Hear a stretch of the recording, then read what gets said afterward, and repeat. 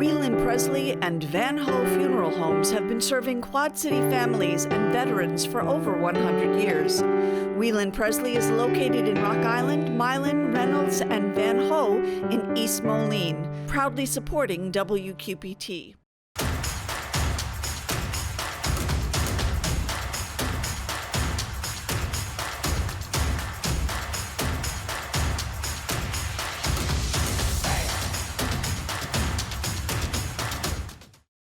Alternatives is a proud supporter of WQPT and has been serving our community for 40 years. Alternatives provides professional guidance to maintain independence and quality of life for older adults and adults with disabilities. Moline's mayor is promising a balanced vision, bright future. But what does that mean? We talk with the mayor about that in the cities.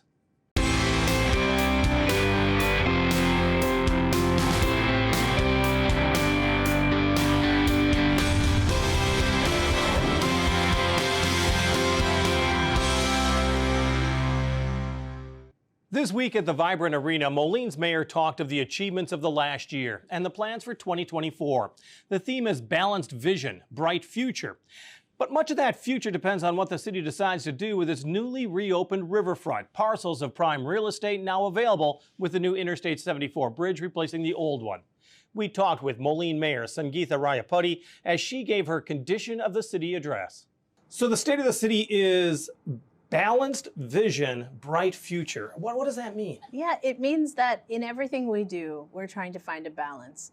We are making sure we have enough funding for all the things, all the services we need to provide to citizens, but also making sure they have enough in their pocketbooks to pay for what they need to pay for. And, you know, balancing what we do for businesses with what we do for our residents, all that economic incentive work. And so, yeah, it's about striking a balance between how we provide what we provide and what we're providing. We've got an awful lot to talk about because the progress in Moline, I mean, this is an exciting time to be a part of this city, not just the downtown, but some other aspects of the city. And I want to talk about that. But let's start with the downtown area. Feedback on an ongoing survey has just been completed. Citizens have been able to go on the internet and give their opinion of what they'd like to see at downtown. Now it's going to the group that's kind of coordinating it. They're going to give you a report in late spring and early summer. So tell me a little bit about the feedback you've gotten, because you've had these listening posts, you know what a lot of people, a lot of stakeholders have said. What did you walk away with so far as downtown? Yeah, I walked away knowing that people want something from all of the plans, right? That there's something attractive about each one of the big ideas. I think they mostly focus on big idea 1 and 2, and that caters a lot toward active engagement. And also making sure that the Spiegel building is incorporated in that somehow, so that when you go to downtown, you can experience something along the river and then also maybe go get something to eat as well, and turn that into a really wonderful regional attraction. So that's a big takeaway, is this can't just be another park in the city. This has to have amenities that are regional attractions. And so that requires the willingness to take some risk with some of the ideas, right? And a calculated risk, though. Very seldom does a city have 12 acres in the heart of the community that is, you know, you have full utilities under it, maybe a little older, but they're there. This is really an amazing piece of property. It's why the city council has been very serious about property acquisition, because we need that control to be able to sort of, as the city administrator likes to say, wipe away all of the grid, right? All of the streets that you see there or in the past, and have a blank slate to really put in what is a regional destination. Now let's go back to the Spiegel building for one moment, because there was the discussion of making that into kind of a culinary center. Is that still the plan, or was that pretty much the idea phase? It's still part of the process. There's some really wonderful coordination, thanks to Alex Elias at Renew Moline, with our partners MKSK and New Venture Advisors that specialize in food halls, and really examining that for all of its potential and what will really pay off. But we know there's Because, room for it already. When you say pay off, because Mhm. not only would that be a local amenity, you see it as more of a regional draw. Yeah. I mean, I've been to food halls across the country, and we've studied it in terms of planning, and talked to the developers, especially when I was a part of the Mayor's Institute on City Design this past fall. And they really are wonderful regional attractions if you can do them correctly. Have you been on the roof of that building? Yes. And there would be a restaurant or there'd be a gathering space on the roof? That's in some of the 'Cause initial ideas. I want to ask you about the view. Yeah, the view is amazing. That's what I thought. But you know, the view is amazing from the Kone Tower, and that's another piece of this puzzle that it's been really interesting to see what MKSK has brought forward as ideas for that tower. That is a fascinating building too, because I was up there when the dedication that you had on the I-74 bridge, and I was able to look down from there. And actually, the building, the base of the building itself is so big. There's a lot of real estate right there that people may not realize. Yeah, it's going to be really amazing when it's all finished. But we are doing our due diligence not only with the folks that are in this business and giving us advice, and especially advice about how to pay for it, but we have started a special capital projects fund because we don't want to adversely impact our community by all of a sudden having multi-million-dollar projects that really have to get off the ground so that we don't have, as you said, 12 acres of developable land doing nothing for us or for the regional and local economy. So that preparation, that economic preparation has been taking place. I'm excited and very thankful for that. You know how painful it was, like Fifth Avenue with the reconstruction, some of the construction that's been going on. But now do you see that, and I think I know the answer to this, is that really paved the way to what's going to develop from this point forward. In other words, there was pain there, but it's going to grow into something. Oh, I think that's how it always is, right? Is that you've got to make room for the next thing to pay off. And sometimes that's a short time span, and sometimes it's a little longer. But yeah, I'm very proud of what's happening on Fifth Avenue as well, and some of the cross streets. So I really think that the Heart of the Arts concept that ULI proposed way back in the April of 21 is actually happening organically in that cross section of downtown. When I remember two takeaways from their report that really stuck with me, one was way too much asphalt, too many parking lots. The other one was way too many empty storefronts. And that the key is beautifying the area, but also supporting small businesses. And then you look at what's going on with the Carnegie Library right now. And I also know the Spoke Yard Retail wants the old warehouse on River Drive. These are smaller venues, smaller creative ideas. Yeah. That's what you love seeing, don't you? Absolutely. Is the entrepreneur that's taking over. Yes, that we know that the backbone of towns like Moline and places like the Quad Cities or the Illinois Quad Cities is that small business entrepreneur. We can try to attract, some of those larger companies, and it's a lot harder. But by growing our own and focusing in on what small business incentives we can provide, that's part of our goal, is to continue to help them. Growing your own brings me to Power Instrument. Power Instrument's looking for $22.6 million investment, basically really expanding their property.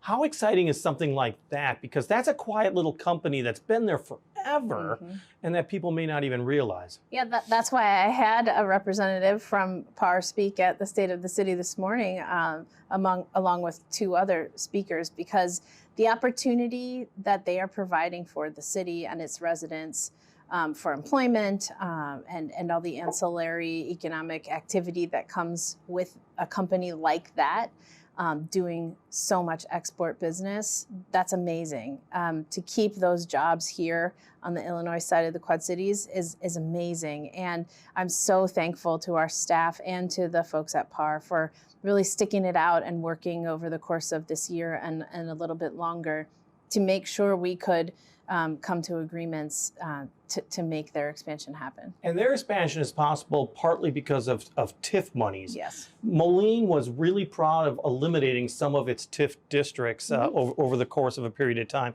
And I know the city was worried about creating new ones or the future of TIF districts because it does kind of take tax dollars away from the rest of the city. You're still comfortable with the way the TIF districts are run in the city? Yes, because we've moved to a much more of a project-based TIF idea, and that's contemporary usage of TIFs.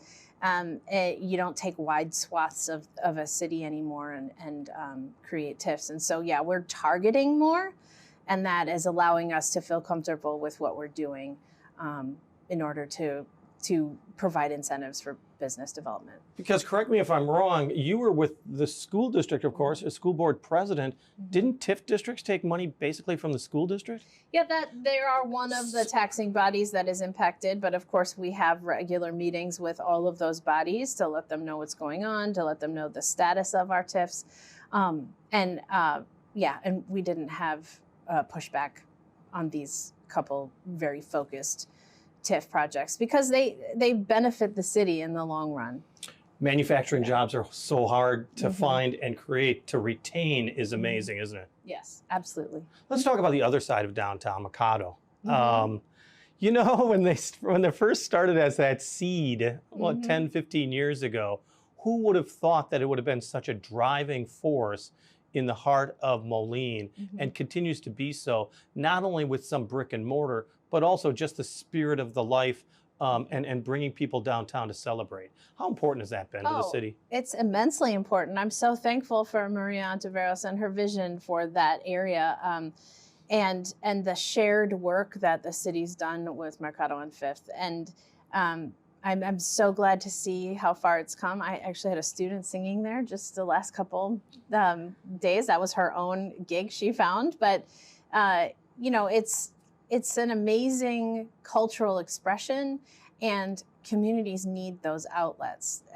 People's identities are crafted in multiple ways, and whether you're Hispanic or not, it's wonderful for everyone to have an opportunity to be a part of that expression and more. Isn't that actually like almost an essential part of that downtown is that you could do all the bricks and mortar, but you really do want to draw people downtown and you want to create a certain life, a certain experience. And this just kind of all you have to do is build on this. Yeah, exactly. There's not that that's easy. No. And it takes time, right? It takes time and it takes positive experiences. And I would say, you know, Atlas Collective at the other end of Fifth Avenue is providing another kind of experience that appears to be going well. You know, a bookstore with book clubs and affinity groups that visit and includes a coffee shop. I mean, those third spaces for people to gather are so important in the post-pandemic world, right?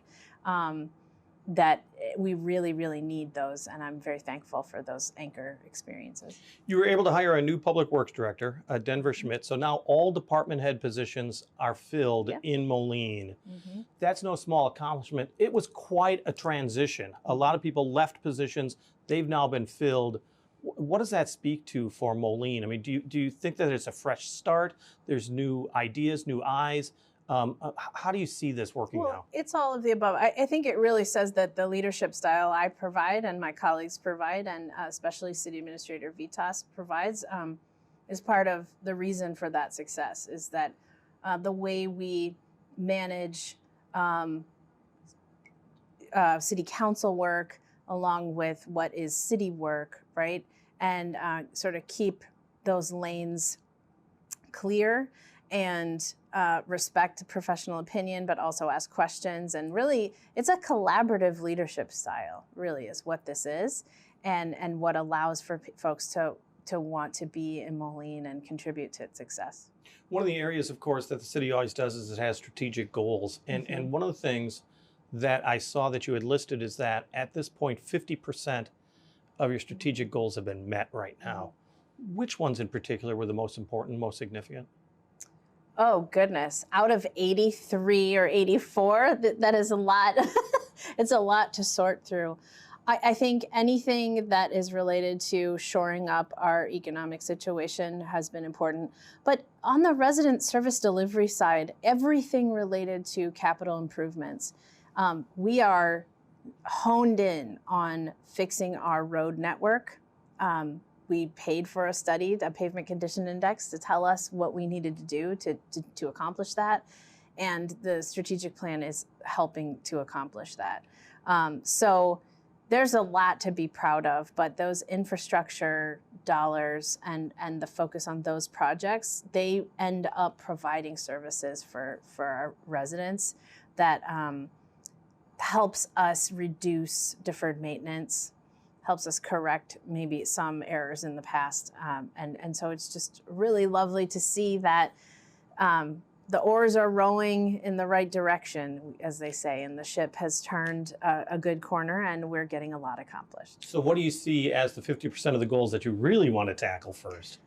Oh, goodness. Well, you have to think of it this way. We're kind of whittling down that strategic plan into things that, getting a broadband provider in addition to the one we had was huge. And that's wrapping up this summer. The park, Riverside Riverslide, and the pool improvements, that was huge, and that's also opening this summer. There's a lot that's coming to fruition in 2024. I did want to talk about the Riverside Riverslide, which is not easy for me to say. It's not tripping off the tongue as well.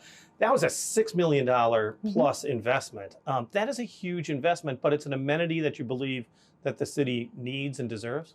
Oh, absolutely. There is nothing about the residents of our community that's different than any other community that deserves an amenity.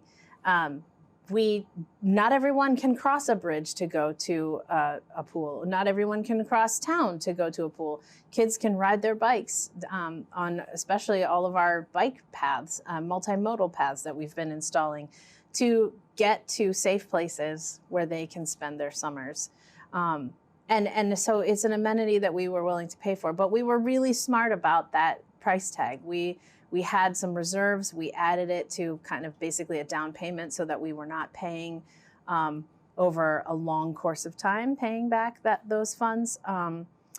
And so I'm really proud that we were able to manage that so well. One area that people are concerned as far as development is concerned, of course, is South Park Mall. I mean, that's always going to be on your radar. Yep. It's such a huge chunk. It used to be the biggest property tax generator for the city of Moline. In the past, you've been very happy with the ownership of the company, which has made promises for improvements. What do you see as the future 5 years down the road then for South Park Mall area?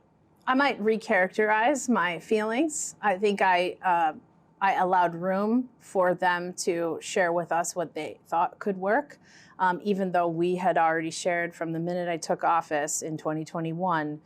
We shared ideas for what we thought needed to happen there. I think what you're seeing is a zombie mall, which is a mall, and this has happened across the country, where owners appeal their evaluations year after year. This is why we withdrew that TIF. It was not helping us at all. There was no investment, real heavy investment from the ownership. And so I began to reach out for information on what more we could do, especially when we're not the owners. So I think we're at a place now where we're ready to talk with the owners again about what we see and what we need, and see where we go from taking it from a burden to something that can be a benefit. Is there studies then underway? Because it is private property, but I'm sure you have a ton of ideas. Well, I participated, as I mentioned, in the Mayor's Institute on City Design, and they chose out of the 3 potential projects, the mall project as one for me to present on. And they had experts from across the country on land development who were able to weigh in on ideas for this, given the realities of that parcel of land and the buildings there. And then they followed it up with 2 alumni advising meetings with 2 chosen experts. So we had an expert that specializes in mall redevelopment that's out of Georgia. And we had an expert in land use development out of Fairfax, Virginia. And they were extremely helpful in encouraging us to restart those conversations and know what we're looking for, and having some more ideas for Mesa Ridge.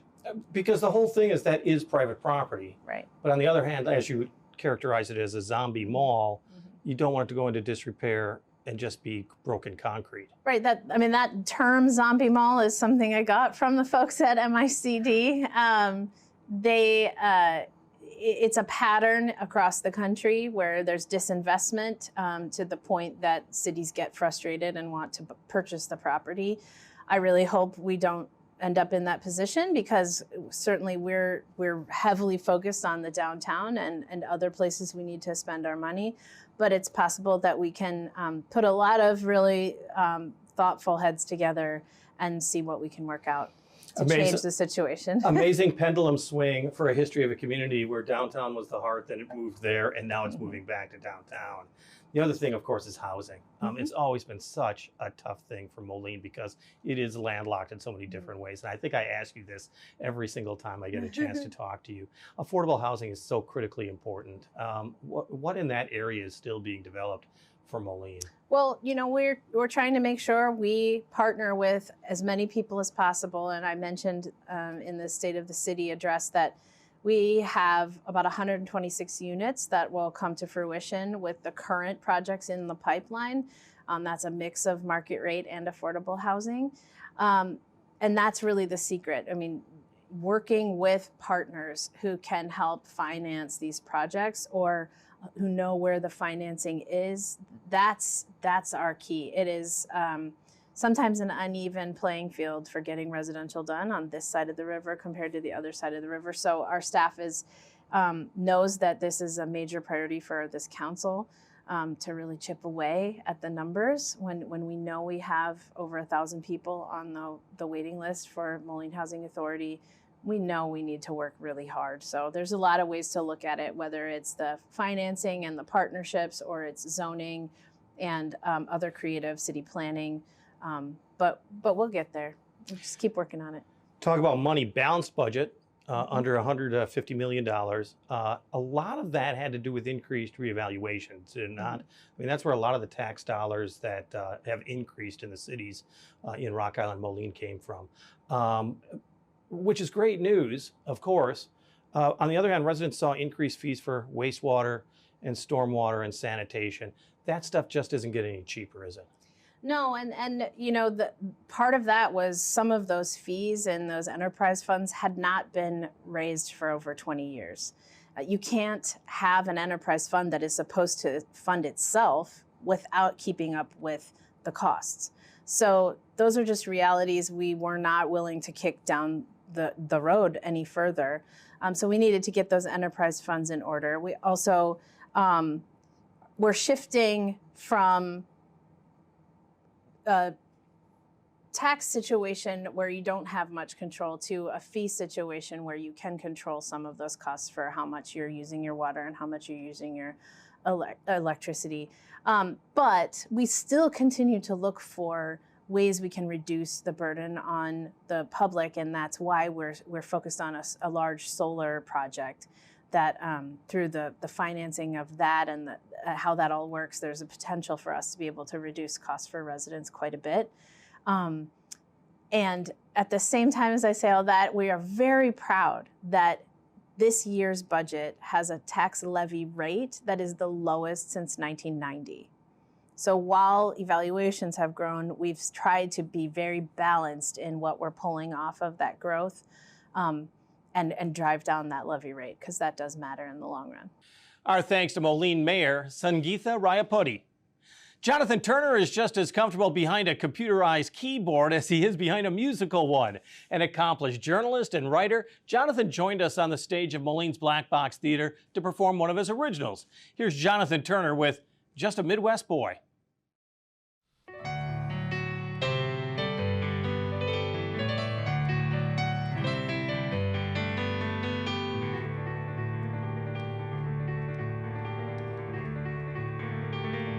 Just a Midwest boy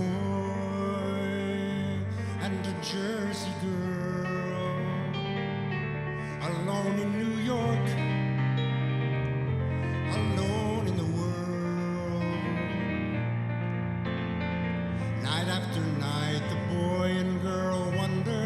if they'd ever find the one, or would their hungry hearts be forever born to run? They thought, where are you? Where are you? Where are you? Where are you? To share with me the rest of my life.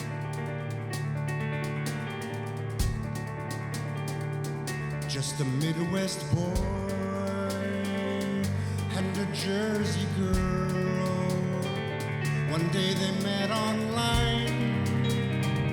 They let the feelings unfurl. With the touch of a mouse they clicked, got together the very next day. The date she was born, on their date she was reborn to stay. She felt, I found you, I found you, I found you, I found you for the rest of my life.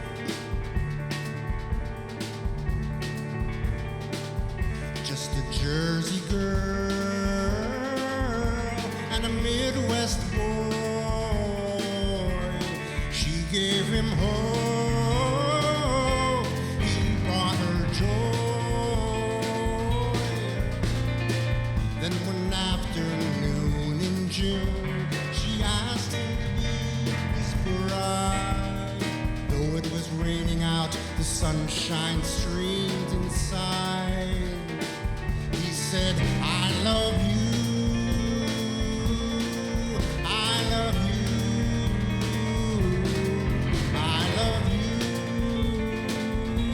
and I love you for the rest of my life.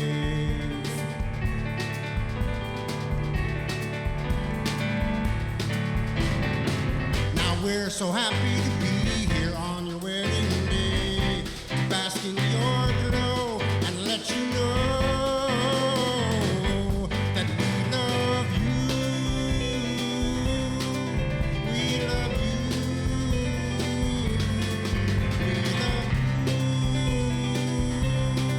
We love you. We love you.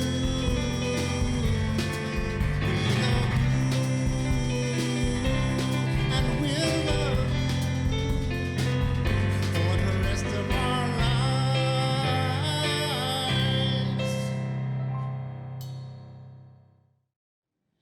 Jonathan Turner with Just a Midwest Boy performed at Moline's Black Box Theater. On the air, on the radio, on the web, on your mobile device, and streaming on your computer. Thanks for taking some time to join us as we talk about the issues on the cities.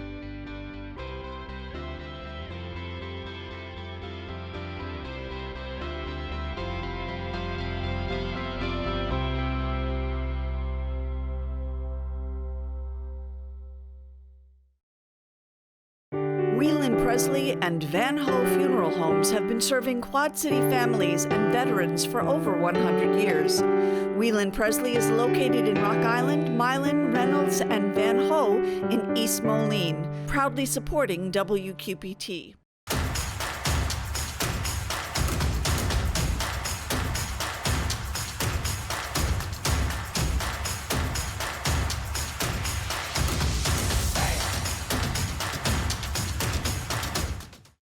Alternatives is a proud supporter of WQPT and has been serving our community for 40 years. Alternatives provides professional guidance to maintain independence and quality of life for older adults and adults with disabilities.